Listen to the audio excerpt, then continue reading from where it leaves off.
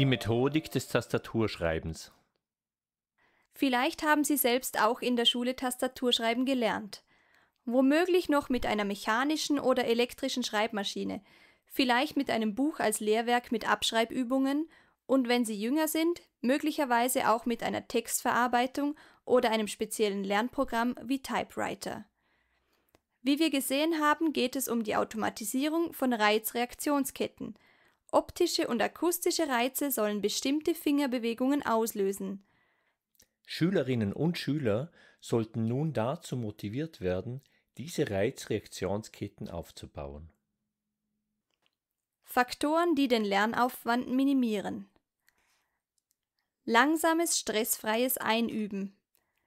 Die Automatisierung beim Tastaturschreiben lässt sich am besten langsam und dafür mit möglichst wenigen Fehlgriffen einüben. Das Tempo sollte man erst nach Beherrschung des Tastaturfeldes und bei weniger als 1% Fehler steigern. Aber Achtung, die meisten Schülerinnen und Schüler schreiben zu schnell.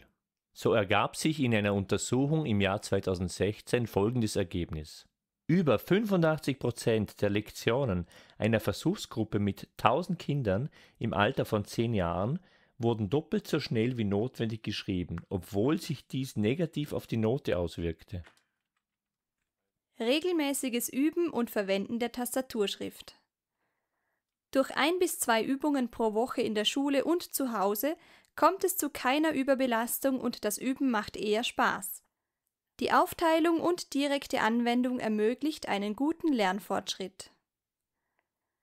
Motivation: Ich weiß, wozu ich Tastaturschreiben lerne. Wenn Kinder wissen, wozu sie etwas lernen, lernen sie lieber und leichter.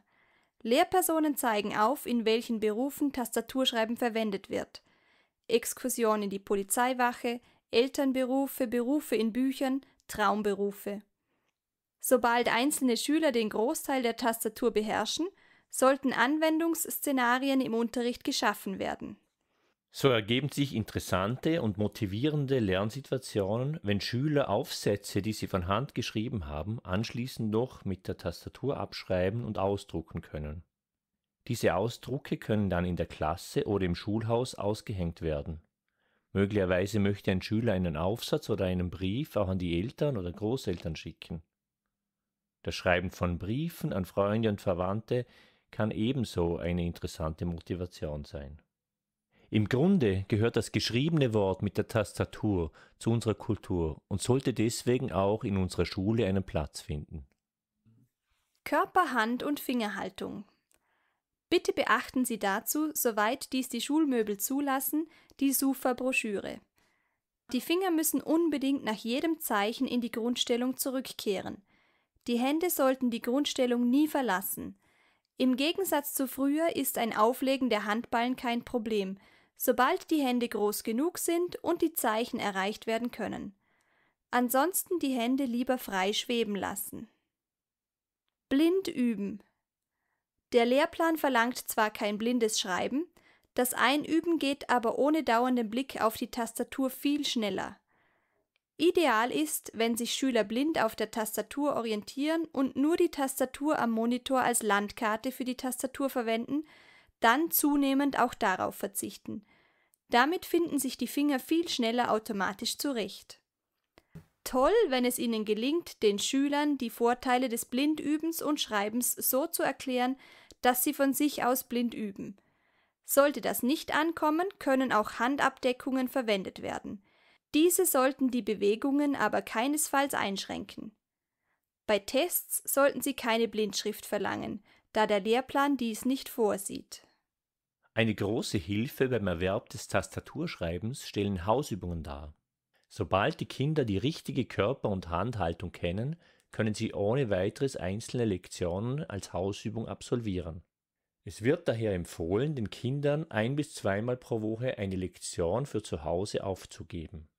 Da die Voraussetzungen bei Schülerinnen und Schülern sehr unterschiedlich sind, sind beim Tastaturschreiben große Leistungsunterschiede zu erwarten.